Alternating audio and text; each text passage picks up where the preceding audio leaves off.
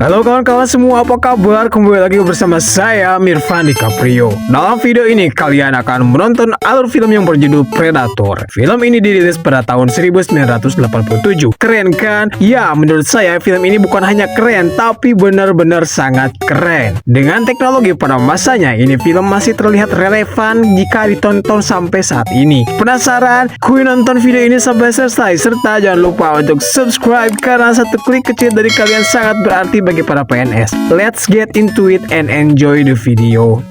Film dimulai ketika seorang jenderal memerintahkan seorang mayor yang bernama Dutch dan tim komandonya untuk melakukan misi penyelamatan untuk menteri kabinet yang diduga telah diculik oleh sebuah kelompok pemberontak yang bernama guerrilla di hutan Amerika Tengah Selatan ketika mereka sedang traveling menggunakan helikopter. Tak sendirian, Mayor Dutch dalam misinya akan ditemani oleh sahabat lamanya ketika perang Vietnam yang bernama Dillon yang sekarang menjadi anggota CIA. Kini mereka pun sampai di lokasi hutan. Dutch dan timnya lalu menyisir area guna menemukan camp pemberontak itu. Dalam perjalanan mereka menemukan bangkai helikopter yang nampak jatuh dan tersangkut di atas pohon. Dutch dan tim pun akhirnya berhenti untuk menginvestigasi. Salah satu anggota tim Dutch yang memiliki spesialis sebagai pelacak yang bernama Billy kemudian memverifikasi bahwa memang benar menteri kabinet itu telah diculik oleh kelompok pemberontak. Selain itu, Billy juga menemukan jejak yang mana tentara Amerika juga nampaknya telah lebih dulu ke sini untuk melacak tim pemberontak tersebut. Dengan sensitivitasnya sebagai pelacak, Billy tiba-tiba merasakan ada sesuatu di atas pohon di belakangnya. Ia lalu mengeceknya. Ternyata dia menemukan 3 tubuh manusia yang digantung ke bawah dalam kondisi telah dikuliti serta dipenuhi oleh darah. Tak hanya itu, burung-burung pemakan bangkai juga terlihat memakan mereka. Billy kemudian syok setelah melihat semua itu. Di bawah pohon, usus-usus korban juga menumpuk. Dari sana, salah satu anggota tim bernama Mac menemukan sebuah kalung bertuliskan Jim Hopper di atasnya. Dutch yang kebingungan setelah membaca nama di kalung itu lalu bertanya pada Dillon barangkali ada anggota tim lain yang dikirimkan. Namun Dillon bilang bahwa ia tak tahu apa-apa tentang hal itu. Scene berpindah, kini Dutch dan tim berhasil melacak dan menemukan camp pemberontak guerrilla tanpa terdeteksi apapun. Dutch diam-diam masuk ke area camp dan meletakkan bom di atas sebuah mobil di dekatnya. Ia lalu mendorong mobil itu ke arah camp, mengaktifkan bom hingga terjadilah ledakan yang begitu besar. Saat semua itu terjadi, dalam kekeosan, Dutch memberi sinyal pada anggota tim komando untuk menyerang. Tak pelak, adu bacok dan tembak-menembak pun akhirnya terjadi. Dutch dan tim berhasil membunuh seluruh anggota kelompok pemberontak. Setelah dicari-cari, tak ada satupun anggota yang hidup di camp itu untuk dijadikan tahanan, kecuali seorang gadis yang nampak ketakutan bernama Anna, dan mereka pun membawanya sebagai tawanan. Singkat cerita, mereka juga tak menemukan menteri kabinet yang sedari awal diceritakan telah diculik. Karena itu, Dutch lalu mengkonfrontasi Dillon setelah sadar bahwa mereka telah dijebak untuk pergi dalam misi itu. Dillon kemudian bilang bahwa Dutch dan timnya tak lebih dari sebuah alat yang digunakan jenderal untuk menghancurkan camp pemberontak. Dillon juga mengakui bahwa ia telah berbohong sebelumnya. Faktanya, Dillon hanya ingin menggunakan bantuan Dutch setelah tim Jim Hopper menghilang secara misterius, bukannya menteri. Setelah clear bahwa Jim Hopper dan timnya ditemukan tewas, Dutch dan kawan-kawan lalu berencana untuk kembali ke titik awal di mana helikopter akan menjemput mereka pulang. Seperti pepatah bilang, hidup tidaklah semulus paha Sabrina Carpenter. Tak seonggok debu pun maupun timnya Dutch yang tahu bahwa secara diam-diam mereka semua telah diintai oleh sesosok makhluk tak kasat mata yang dapat melihat melalui infrared panas dari tubuh mereka, mirip seperti penglihatan predator pada mangsanya. Ketika on the way ke titik poin di mana helikopter akan menjemput mereka, tiba-tiba Anna, si gadis tawanan, memukul Dillon menggunakan dahan pohon dan berusaha untuk kabur. Sayangnya, Hawkins berhasil menangkapnya. Namun tiba-tiba sesosok makhluk mirip manusia yang transparan muncul membunuh Hawkins dari belakang lalu menyeret tubuhnya. Anggota tim kemudian melihat Anna yang dipenuhi darah dari Hawkins. Poncho lalu bertanya apa yang terjadi pada Hawkins. Anna gak bisa menjawab apa-apa kecuali ia bilang bahwa sebuah pohon tiba-tiba hidup dan membawa Hawkins. Dutch dan tim lalu menyisir area untuk mencari Hawkins. Saat sedang mencari, salah satu anggota tim bernama Blaine, si spesialis perpistolan, tiba-tiba tewas terkena serangan laser misterius yang menghujam masuk ke dadanya, membunuhnya dalam hitungan detik. Mac yang kini mulai bisa melihat makhluk aneh itu lalu mengambil senjatanya Blaine dan tanpa ragu menembakkannya ke segala arah. Anggota tim yang lain mendengarnya, mereka pun ikut menembak. Setelah usai, Ponco bilang bahwa semua itu sia-sia karena tembakan mereka tak mengenai apapun.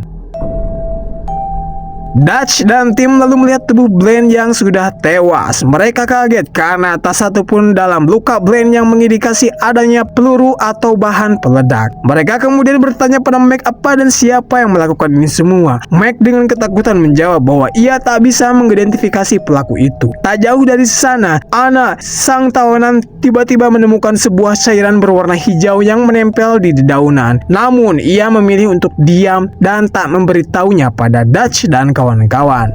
Di atas pohon, tiba-tiba makhluk tak kasat mata itu ternyata terluka karena tembakan tadi hingga membuatnya berdarah, yang mana darah tersebut berwarna hijau. Darah hijau itulah yang Ana lihat menempel di dedaunan tadi. Makhluk tak kasat mata ini ternyata memiliki senjata teknologi mutakhir lengkap serta membuatnya bisa berkamuflase dengan sempurna, alias tak terdeteksi sama sekali atau bisa dibilang invisible. Makhluk itu kemudian melepaskan senjata yang melukai pahanya, yang membuatnya mengerang kesakitan.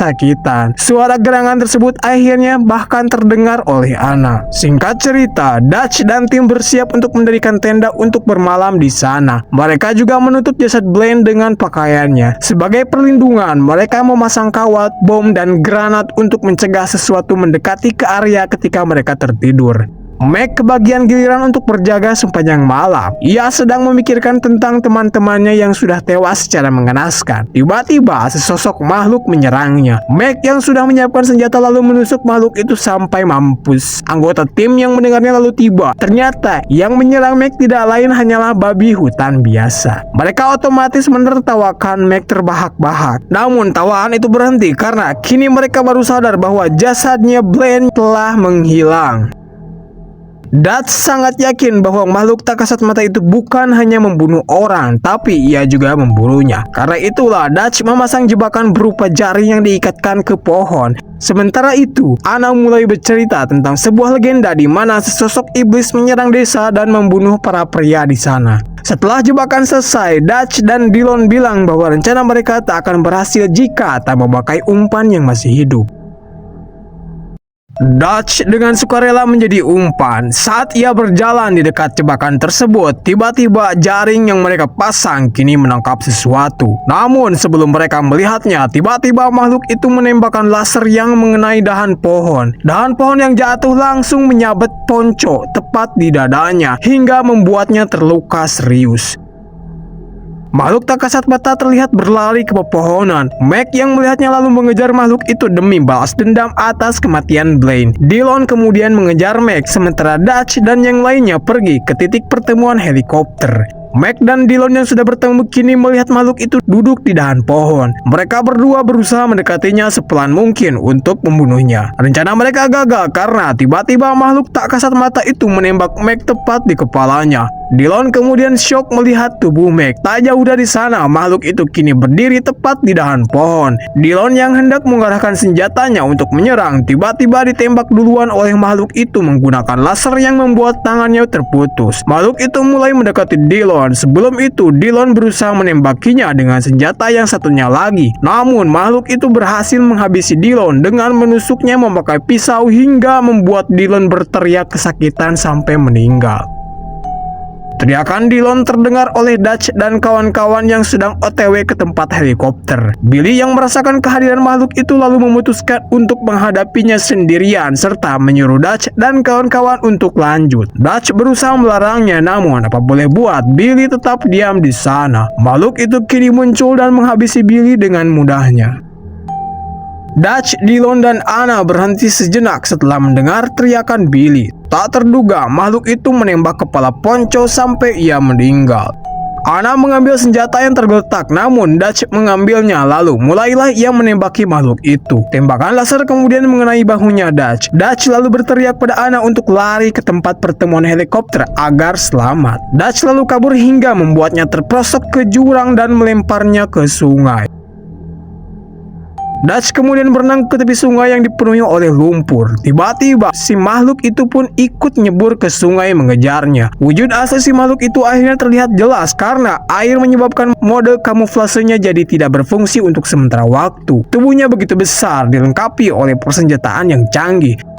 Ia lalu berjalan ke arah Dutch yang kini telah dipenuhi oleh lumpur. Dutch hanya bisa pasrah menunggu si makhluk itu untuk membunuhnya. Tapi si makhluk itu malah melewatinya dan tak melakukan apapun. Ternyata ia tak bisa mendeteksi Dutch karena lumpur menghalanginya. Dutch kini tahu kelemahan makhluk itu. Ia lalu mulai memasang jebakan serta membuat anak panah yang dilengkapi oleh bahan peledak. Setelah itu ia mengolesi kembali tubuhnya dengan banyak lumpur agar si makhluk itu tak bisa mendeteksinya.